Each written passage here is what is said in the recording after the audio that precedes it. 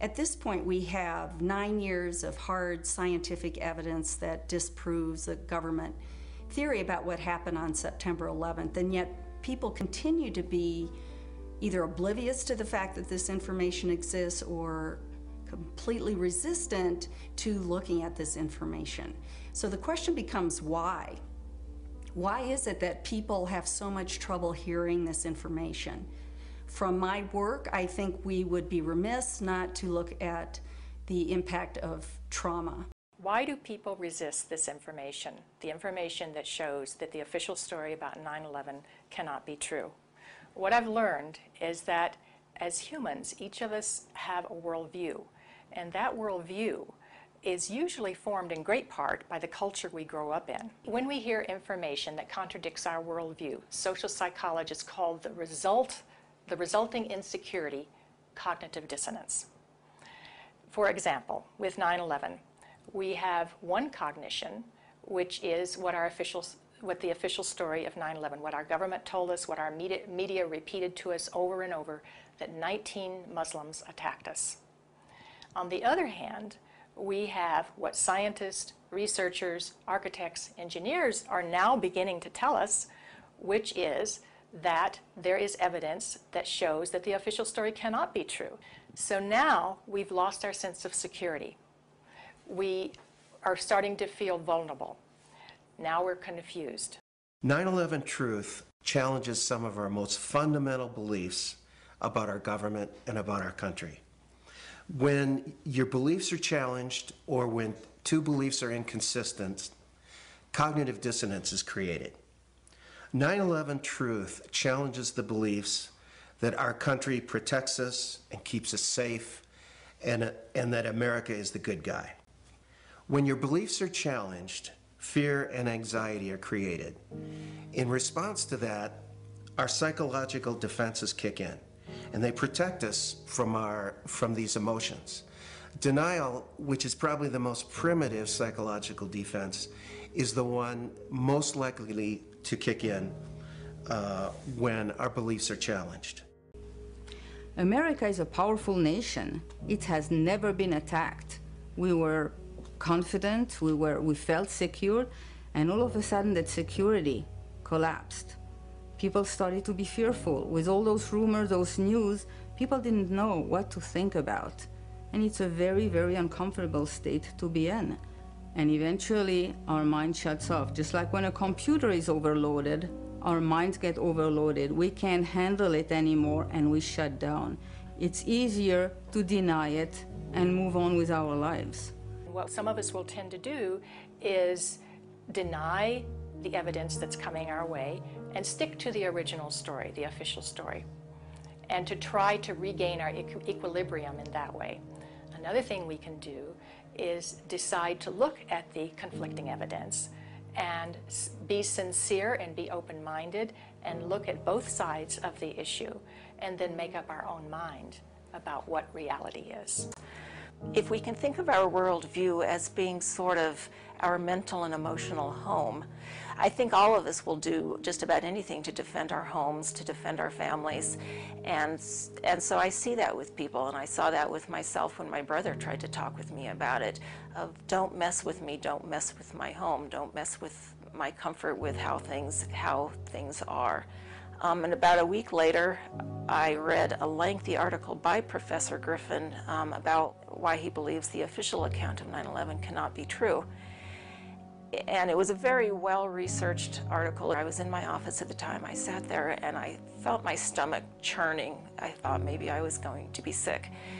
And I leaped out of my chair and ran out the door and took a long walk around the block, around several blocks, and just broke down. I understand now that what was happening was my worldview about my government being in some way my protector, almost like a parent, had been dashed, and it was like being cast out into the wilderness, I think is the closest way to describe that feeling. Many people respond to these truths in a very deep way. Some have a visceral reaction like they've been punched in the stomach. To begin to accept the possibility that the government was involved is like opening Pandora's box. If you open the lid and peek in a little bit, it's going to challenge some of your fundamental beliefs about the world. Well, here are a few of those spontaneous initial reactions to hearing the contradictory evidence about 9/11. I don't want to know the truth, or I'd become too negative and psychologically go downhill. I'm not sure I want to know. If this is true, then up would be down and down would be up. My life would never be the same. Fran, I refuse to believe that many Americans could be that treasonous. Someone would have talked. But these are beliefs. They are not scientific facts. But these beliefs do keep us from looking at the empirical evidence. You have empirical people who will simply say, look at the evidence, and if it's convincing, I will change my mind. Other people are paradigmatic people. They have a paradigm. They say, this is the way the world works, and I'm convinced this is the right way the world works. 9/11 doesn't fit into that paradigm. So I don't need to look at the evidence. It's paradigmatic. And then there is a third type of person that we often call wishful thinkers. I call it wishful and fearful thinking. So they simply will not believe something that they fear to be the truth. And I found that maybe to be the most powerful factor of people rejecting 9/11 truth and not even entertaining the evidence. So whenever we say, I refuse to believe, we can be sure that the evidence that's coming our way is not bearable and that it's conflicting with our worldview much too much. Denial protects people from this kind of anxiety. As I thought about all of these responses, I realized that what is common to every one of them is the emotion of fear. People are afraid of being ostracized, they're afraid of being alienated, they're afraid of being shunned, they're afraid of their lives being inconvenienced, they'd have to change their lives, they're afraid of being confused, they're afraid of psychological deterioration, they're afraid of feeling helpless and vulnerable.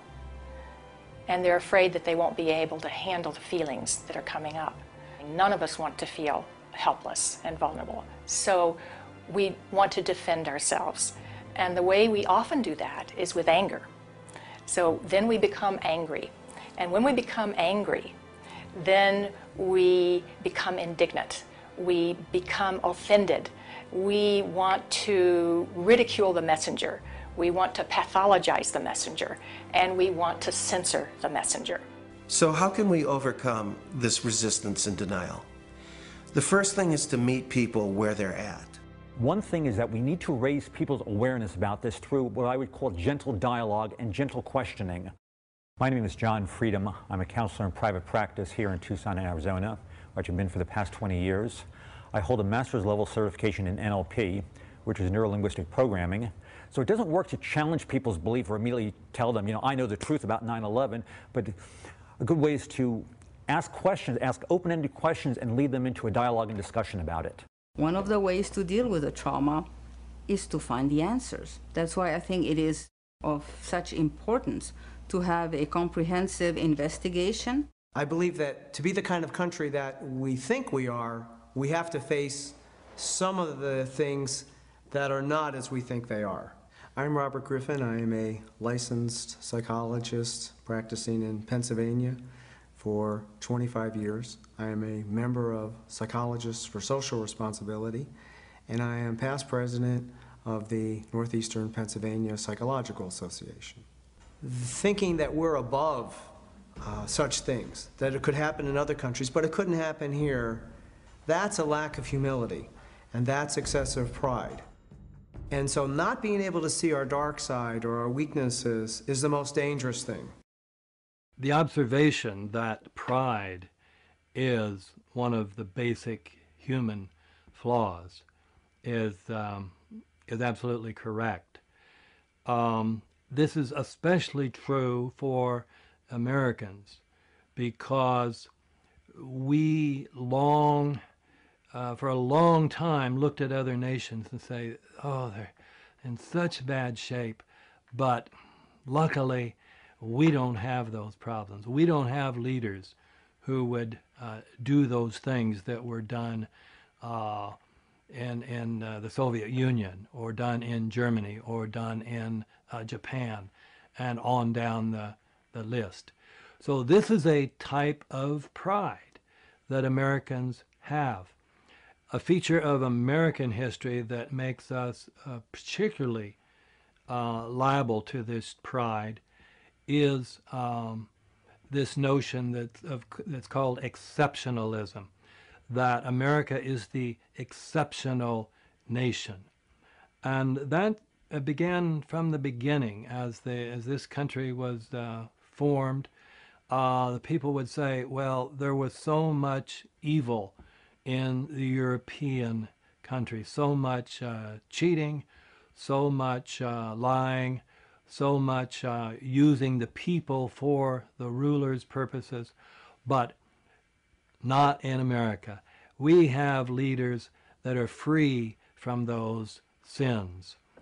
So I think this has made 9/11 particularly difficult for Americans. Anyone can make mistakes, but our ideals and our principles get us back, on track.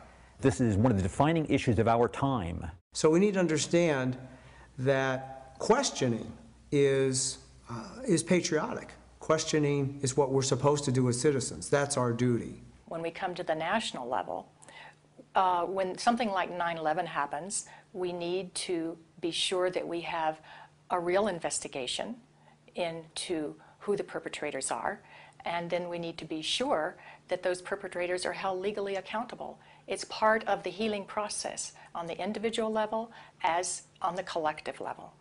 We need the truth in order to heal.